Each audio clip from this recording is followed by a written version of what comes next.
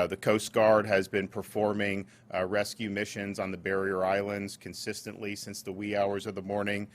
We have Florida Guard assets on the ground participating in efforts, and we have our USAR teams who they got there even while the winds were going. They wanted to get in there, get on the ground across Alligator Alley, and they are performing rescue efforts, again, starting with those barrier islands, but also looking at the places that had the most inland flooding, and these operations are ongoing.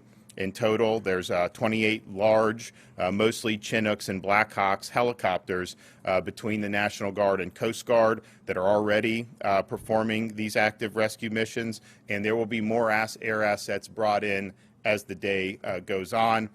We've also been working with hospitals overnight who've been on generator power. We're in the process of evacuating 2 healthcare facilities to safer locations north. We're also surging more medical personnel into the area. As of 6 a.m. this morning, they have 2.02 million reported power outages, but outside of Southwest Florida, we may have additional outages from Central and Northeast Florida impacts, and people should anticipate that.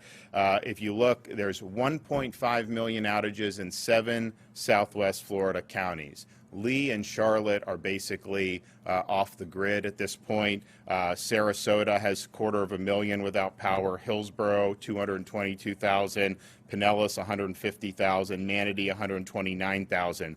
The Charlotte and Lee reconnects are really going to likely have to be rebuilding of that infrastructure. And so there are linemen, there are crews that are on their way down right now, but that's going to be more than just connecting a power line back to a pole. The other counties likely are not going to require the extent of the structural rebuild, but of course that's going to be assessed as the day goes on. But we do have huge amounts of resources that are en route and are going to work to get people's power on as quickly as possible. We've also had interruptions in communications as a result of the storm, particularly in Southwest Florida. We have 100 portable cell towers being deployed into the area. And those will be put up once it's fully safe to do so. FDOT is on the ground working on making sure that the roads and interstates are open. Alligator Alley on 75 across into Collier and into Lee County is open. The traffic is flowing. I-75 south through Charlotte County is open and flowing. Portions of Lee County they're still looking at. As you know, some of those areas, Cape Coral, city of Fort Myers, they got really inundated and really devastated by this storm. So the hope is that all of 75 will be open, but most of it is open, and it gives us what we need to be able to continue to move supplies into the area. We have 100 engineers on site to do bridge inspections, and they work in teams of 2.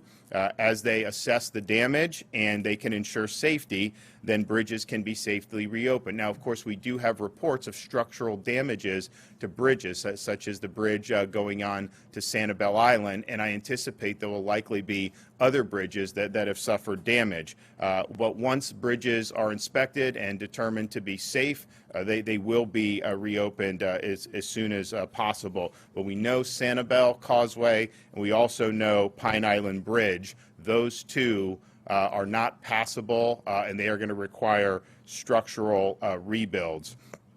Right now, if you look in Central Florida, you're looking at potential major flooding in Orange and Seminole counties, St. Johns River, all the way up potentially into Northeast Florida and Jacksonville.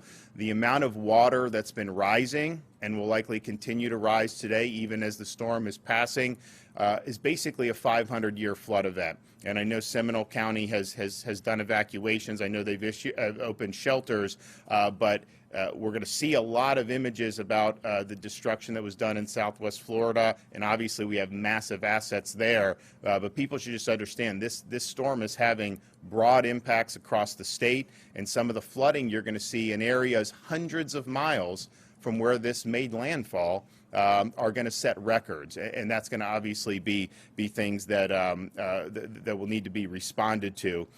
We have, of course, massive amounts of food and water in the area. We're going to have probably close to 300 truckloads of food and water in the area today. Fortunately, most of our school districts will be able to reopen on Friday or Monday. Lee County is in a very difficult situation, Charlotte, so we're going to work with them and see when they can get back on their feet. But the damage there has been just so extensive that it's a very difficult situation. We have received a major disaster declaration for 9 counties, but we do expect more. I just spoke with the president this morning. He offered support. I told him thanks for this, but because the storm has moved inland and caused a lot of potential damage in the center part of our state, that we were going to be asking for those counties to be expanded and included there. But for now, we have approval for Charlotte, Collier, DeSoto, Hardy, Hillsborough, Lee, Manatee, Pinellas, and Sarasota. That will allow individual Floridians to seek individual assistance